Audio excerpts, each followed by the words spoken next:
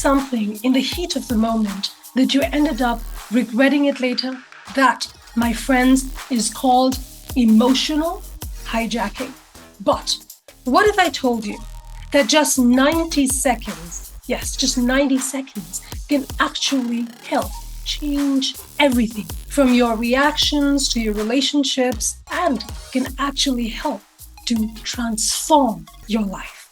Having emotional intelligence and being able to manage your own emotions are your greatest superpower. But unfortunately, these are the very skills that break down the fastest when you are emotionally triggered. The father of emotional intelligence, Dr. Daniel Goleman, explains beautifully how your brain overrides logic in moments of stress. And that is what we call emotional hijack. It was Dr. Goleman who popularized the term emotional hijacking to explain how intense emotions can actually disrupt your rational thinking. And he further explained that the amygdala, which is a small part of your brain, plays a key role in processing emotions, especially intense emotions like fear and anger. When faced with perceived threat, maybe where you hear a colleague who is speaking behind your back or is purposely trying to jeopardize your work, in that scenario, your amygdala may trigger a rapid instinctive response. And we call these responses flight or fight responses. But nowadays, you come to hear about many more responses: freeze, fawn, flop, and so many others. So you might ask, what happens when emotional hijacking takes place?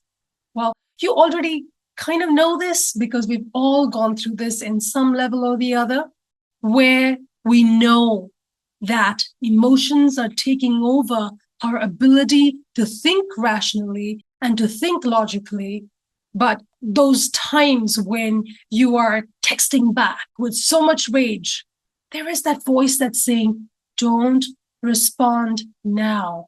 Take a break. But there is that side that says, no, I need to respond to it now.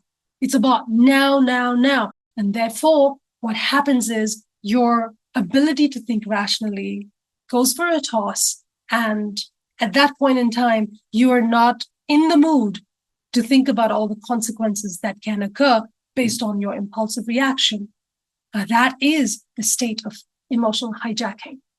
But what if I tell you that you can take back control, no matter how emotionally intense person you may be? Well, I know that some of you might be thinking, oh, well, it is so easy for you to say, but when you're in that moment, you actually lose it. Emotional hijacking is real. Absolutely. It is real. And it is difficult. I'm not saying it is easy at all. But what if I tell you that there is just one rule that you need to keep in mind that can actually change the game forever? And that brings me to the 90-second rule. So what is a 90-second rule? For this, we need to thank Dr. Jill Bolte Taylor's findings, because she found that when an emotion is triggered, any form of emotion, the chemical process in the brain lasts for only 90 seconds. That means that when you get angry, it takes 90 seconds for that anger as an emotion to run through your body and then dissipate. It's like a wave that comes into you for 90 seconds and then it subsides after 90 seconds. However, if you find that even after 90 seconds, you are still feeling angry, that means you are choosing to be angry. At that moment, you're continuously playing that incident as a loop, and therefore you are continuously feeling that anger. But now, when you understand that the chemical process in the brain lasts for only 90 seconds, whether that's anger or happiness, I'd rather say that if you want to play something in a loop, might as well play the happy emotions and not the negative ones. And so Now, maybe it is time to count to 90 and not just 10. The key point is this, that you always have a choice. You always have a choice to let that emotion go through you as a wave and then subside, or ride it into chaos. So, as a visual reference, think about a matchstick. You burn one matchstick, that matchstick lasts for 90 seconds. It's burning. But until you add another matchstick, you know very well that that matchstick is going to burn out anyway. So this visual reference can really help you during that 90 second. Imagine that matchstick burning, let it burn, and be conscious of the fact that you are not adding another matchstick. So what can one do in these 90 seconds? Now, here are 3 simple tools to apply in the 90 seconds. Number 1, label your emotions. You're feeling angry, label that. Think to yourself, I am feeling angry. You're feeling hurt? I am feeling hurt. You're feeling betrayed? I am feeling betrayed. I am feeling insulted. Whatever the emotion is, voice it in your mind. Because neuroscience says that when you name your emotions, it decreases the intensity of your emotions. And this does not mean that you are suppressing your emotions. You are actually intellectualizing your emotions.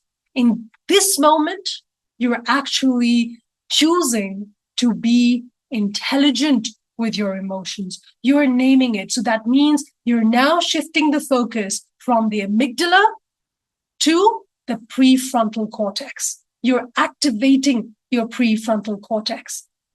And to be able to consciously do this, this is your first step to change the game forever, because it just takes the first try.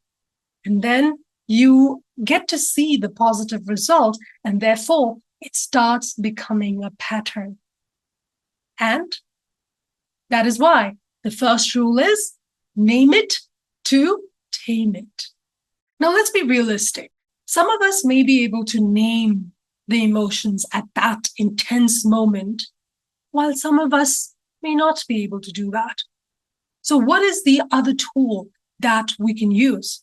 We already know that 90 seconds is all it takes for an emotion to run its course through us. So that means try breathing. Breathe consciously, slowly for 90 seconds. Because at this moment, what you will be doing is you'll be activating your parasympathetic nervous system.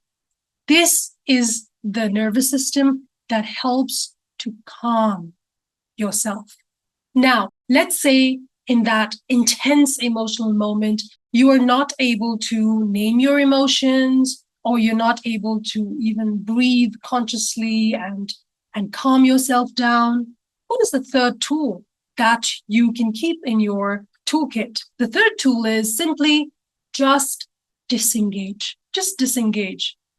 You can observe it. You can observe it like how you would watch the passing clouds. And to disengage, you can use grounding tactics like press your fingertips, or just look at something, an object which catches your eye at that moment, and just think, well, how pretty it is, or whatever that comes to your mind, but just disengage. Let's say you have to be present, you cannot walk out. Then at that moment, find something to help you to ground yourself and not be pulled into that moment where you then intensify your emotions. And if you are able to walk out, you step out politely, slowly, politely, and where you anchor yourself. The space between the event and the action, not reaction. Now it's action because you are thinking and then acting. So the space between the event and the action, that is where emotional intelligence is tucked right in. And that's the space that you need to master. If you resonated with the 90-second rule, I would humbly request you to please try it this week or try it today if required. Let me know in the comment section below whether you tried the breathing tool or the naming tool or the disengage tool. And if you want to learn more of these practical and science-based tools to learn the art of being emotionally intelligent, all you need to do is subscribe to my channel, because this is just the beginning. I am Ayesha Shrestha, emotional intelligence educator, here to help you become intelligent with your emotions.